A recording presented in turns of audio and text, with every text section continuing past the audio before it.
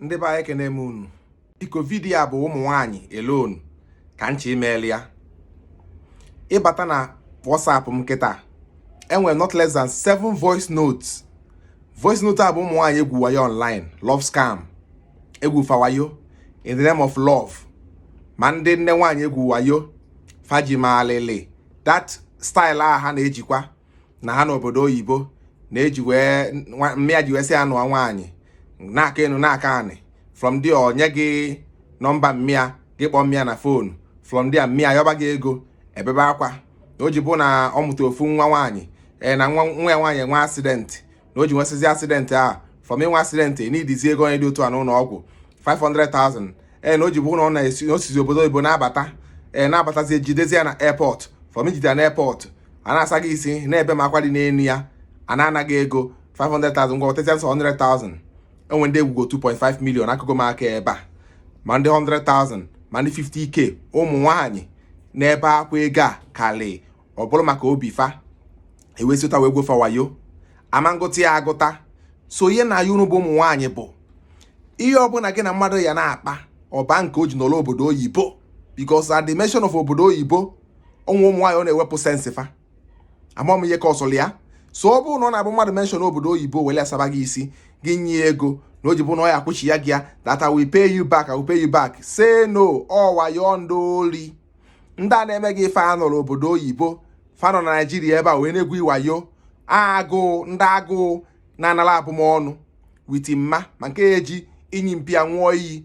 na nke nwe ya ma ndị na-eji chukwu nwụọ iyi all these stuffs you have to stay away from them. If ụdị ha avoid them ka ị ghara ibe victim. Ama ngụta mmadụ one ma ọ na-ebugo victim na love scam ofu love scam a sista ọbụla iwu bụ na di gị esi obodo oyibo bịa ka ya bụ ndị abịa saba gị isi gwube iwayo bife ịmali na-eme iwere ego iji eme biznes dachi ya nwoke for nothing because ụfọdụ ọ bụ na ikwetala oyi fesi side ọzọ bata a ga-atalị gị that money gị were elibe alịlị bebele gị akwa fimali na-eme iwere ego a niile nye nke a ga ọzọ dị ka ịbịa bụrụ ihe ọbụla gị na mmadụ na-akpọ online kpagide online ọ sị na ọchị isendị ili gị ego na ọchị inye gị ego from na ọchị inye gị ego a ọ sị gị na o nwere koodu a ga-esendị elu gị ka esendị that code back by request nọmba gị koodu ọbụla esendị elu gị don't send that code to anybody. If you do that you will lose your Facebook account. Also ya bụ na Instagram bata bụrụ Facebook bata any code ọbụla esendị gị asị gị send it back, don't send it back. If you do that you will lose your Facebook any social media account gị because o depending ka ha chi hack. You have to be very careful online. You have to be very careful online.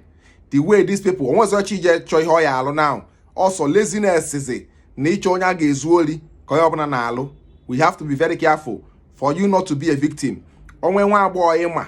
dị too emotional than practical kabalụ welu this video nye n'aka ka ọ gee ka ọ igbo olu echi dị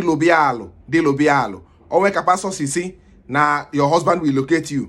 ofu onye ori abịasa ya isi ọcha na husband will locate you ka ọ na-afụ online obula ego na-enwele enwe jenye husband will locate you nke ọcha na ọnya maka ọ bụ maka ịma na dị lobo onye alụ dị loba ya alụ you can do anything ma ebe na nwoke nwa asị n'ọnya ka efu ọ dị ka ọnya ma bụ eziokwu ma ọ nọ 419 ka ọcha igwe gị o were mmadụ eji bịa fimale na-eme iwele gị na-enwele enwe nye ya ka anyị dị very careful ọ gwụsịkwa ka ọla n'ọrụ Chukwu gozielu m unu.